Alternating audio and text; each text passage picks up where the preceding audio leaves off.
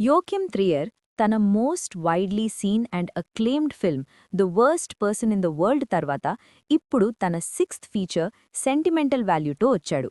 ఈ ఫిల్మ్లో తను మళ్లీ రెనాటే రైన్స్వీతో కలిసి వర్క్ చేస్తున్నాడు.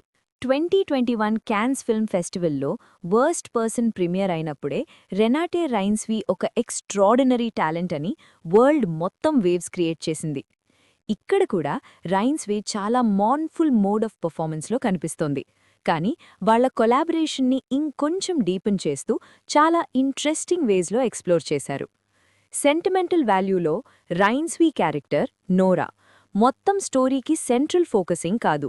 దానికి బదులు ఆస్లోలో ఉన్న ఒక ఓల్డ్ పిక్చరెస్క్ ఫ్యామిలీ హోమ్ చుట్టూ ఈ ఫిల్మ్ ఎక్కువ కన్స్ట్రక్ట్ అయి ఉంటుంది. ఎన్నో తరాల నుండి పాస్ అవుతున్న ఆ ఇళ్ళు కొన్ని సీరియస్ ఫౌండేషనల్ ప్రాబ్లమ్స్ ఉన్నా సరే చాలా స్ట్రైకింగ్గా ఉంటుంది. త్రియర్ ఈ ఫిల్మ్ని ఆ ఇంటికి ఉన్న హిస్టరీ మీద ఒక డెలికేట్ అండ్ నీట్లీ స్ట్రక్చర్డ్ మాంటాజ్తో ఓపెన్ చేస్తాడు. నోరా అక్కడ అడుగు పెట్టకముందు వరకు ఆ గ్వాళల మధ్య బతికిన ఎన్నో మంది మనుషుల మెమరీస్ అండ్ ఫీలింగ్స్, అవి చిన్నవా పెద్దవా అనేది పక్కన పెడితే వన్నీ మెల్డ్ అయ్యి ఒక బ్యూటిఫుల్ కలెక్షన్లా మనకి కనిపిస్తాయి. త్రియర్ మనల్ని ఈ మూమెంట్స్ ద్వారా ట్విస్ట్ చేస్తూ ఒక ఫ్రాక్చర్డ్ ఫ్యామిలీ మళ్లీ కలవడానికి తన దారులు తాను ఎలా వెతుక్కుంటుంది అనే ఒక డీప్లీ మూవింగ్ ఫిల్మ్లోకి తీసుకెళ్తాడు. మన లైఫ్ నారేటివ్ని ఆర్టిస్టిక్ ప్రాసెస్ ద్వారా ఎలా రీషేప్ చేసుకోవచ్చు అండ్ ఎల్ల తరాది గాయాల్ని ఎలా హీల్ చేసుకోవచ్చు అనే దానిపై ఈ స్టోరీ ఉంటుంది. నిజానికి యోకిమ్ త్రియర్ ఫిల్మ్ని ప్లాట్ని విడపించి చెప్తే ఆ వర్క్కి మనం అన్యాయం చేసినట్టే అవుతుంది. కానీ సెంటిమెంటల్ వాల్యూ బేసిక్ ప్లాట్ మ్యాసినేషన్స్ చూస్తే రైన్స్వీ క్యారెక్టర్ నోరా ఒక రైజింగ్ పర్ఫార్మర్. తను ఇప్పుడే ఒక పాపులర్ టీవీ సిరీస్ కంప్లీట్ చేసి లోకల్ స్టేజ్ వర్క్లో డీప్గా ఇన్వాల్వ్ అయి ఉంటుంది. తన తల్లి మరణం తర్వాత నోరా అండ్ తన సిస్టర్ ఆగ్నెస్ ఇద్దరీ కలిసి అన్ఎక్స్పెక్టెడ్గా వాళ్ల మదర్ వీక్లో వాళ్ల ఫాదర్ గుస్తావ్ బార్గ్ని కలుస్తారు. గుస్తావ్ ఒక ఫేమ్డ్ ఆర్ట్ హౌస్ ఫిల్మ్ మేకర్. ఈ క్యారెక్టర్ని స్టెల్లాన్ స్కార్స్గాడ్ ప్లే చేశారు. రీసెంట్ ఇయర్స్లో ఇదే ఆయన ఫైనెస్ట్ పర్ఫార్మెన్స్ అని చెప్పాలి.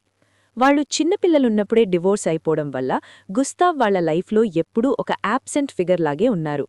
నోరాకి ఇప్పుడు ఆయనతో ఎలాంటి సంబంధం వద్దని ఫిక్స్ అయిపోతుంది.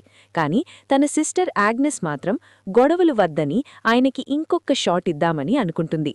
కానీ గుస్తావ్ మైండ్లో మాత్రం తన డాటర్స్తో రీకన్సిలియేషన్ ఒక్కటే లేదు. గత 15 ఇయర్స్ నుండి ఎలాంటి వర్క్ రిలీజ్ చెయ్యని ఆ సెలబ్రేటెడ్ ఫిల్మ్ మేకర్ ఇప్పుడు తన కమ్బ్యాక్ ఫీచర్ని రెడీ చేసుకున్నాడు. విశేషమేంటంటే ఆ స్క్రిప్ట్ మొత్తం నోరానే లీడ్ క్యారెక్టర్గా దృష్టిలో పెట్టుకుని రాసిందే. అండ్ అది పూర్తిగా వాళ్ల చైల్డ్హుడ్ హోంలోనే జరుగుతుంది. గుస్తావ్ చాలా selfish and self serious old man. తన వల్ల సినిమాలో చాలా కామెడిక్ మూమెంట్స్ వస్తాయి. స్పెషలీ ఆ బర్త్డే గిఫ్ట్ గివింగ్ సీన్ అయితే ఆడియన్స్ అందర్నీ బాగా నవ్విస్తుంది. కానీ అట్ ద సేమ్ టైం ఈ ఫిల్మ్లోనే ఆయన మోస్ట్ ట్రాజిక్ ఫిగర్. ఒకప్పుడు ఏమీ లేనట్టు వదిలైన ఫ్యామిలీ డోర్ స్టెప్ దగ్గర ఇప్పుడు ఏజింగ్ అండ్ డిస్సాటిస్ఫైడ్ ఆటర్లా చేతిలో స్క్రీన్ ప్లేతో ప్రత్యక్షమవుతాడు. ఏదో ఏమీ జరగనట్టు వాళ్ల లైవ్స్లోకి మళ్లీ ఇంట్రూడ్ అవ్వాలని చూస్తాడు. కాని గతకాలపు గాయాలు ఇంకా మానలేదు. ఆ పాత గొడవలు ఎప్పుడూ కన్ఫ్రాంట్ చేసుకోలేదు.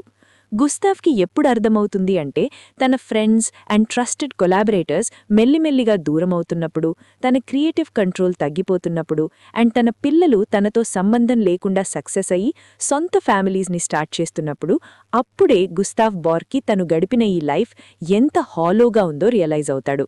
తన కెరియర్ అండ్ లైఫ్లోని ఈ లాటర్ స్టేజ్లో ఎప్పుడూ చిన్నప్పుడు చూడడం మానేసిన తన పిల్లల పక్కన ఇప్పుడు నిలబడాలి అని అనుకుంటాడు.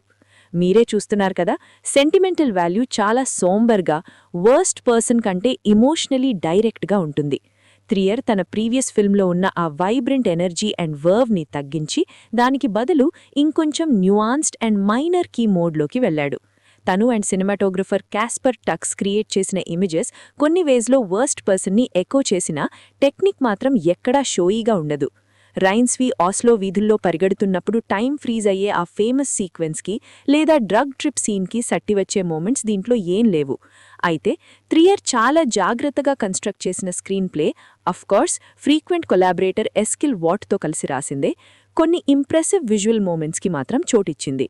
గుస్తావ్ బార్గ్ ఫిల్మోగ్రఫీ నుండి కొన్ని సీన్స్ చూపించేప్పుడు త్రియర్ పూర్తిగా ఒక డిఫరెంట్ ఫిల్మ్ మేకింగ్ స్టైల్ని వాడారు. అవి చూస్తుంటే ఆంద్రే తార్కోవ్స్కీ స్టైల్కి దగ్గరగా చాలా involved and heavily choreographed long టేక్స్లా అనిపిస్తాయి.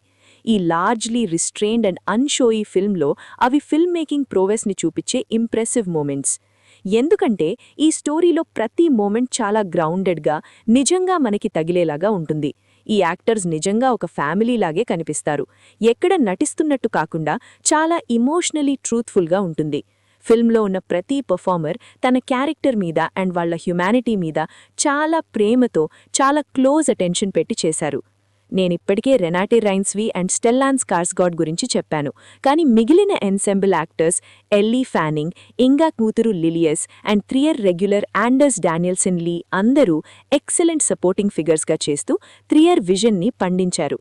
మనుషులు మన లైవ్స్లోకి ఎలా వస్తారు, ఎలా వెళ్తారు అండ్ తల్లిదండ్రులు పిల్లల మధ్య తరాదిగా చెప్పుకోలేని విషయాలు ఎలా సర్ఫేస్కి వస్తాయో లేదా రావో అనేది చాలా గ్రేస్ఫుల్గా డిపిక్ట్ చేశారు. నేనీ సెంటిమెంటల్ వాల్యూ అనే టైటిల్ గురించి చాలా ఆలోచిస్తున్నాను. ఎందుకంటే ఆ టైటిల్కి ఏం అర్థముందో దానికి పూర్తిగా విరుద్ధంగా ఈ ఫిల్మ్ నిలబడి ఉంటుంది. ఇదేమీ ఎక్కువ ఇమోషనలీ మ్యానిపులేట్ చేసే సినిమా కాదు. కేవలం మనుషులు కలిసి ఎలా గ్రో అవుతారు అనేదానికి ఒక టెండర్ డాక్యుమెంటేషన్ అంతే.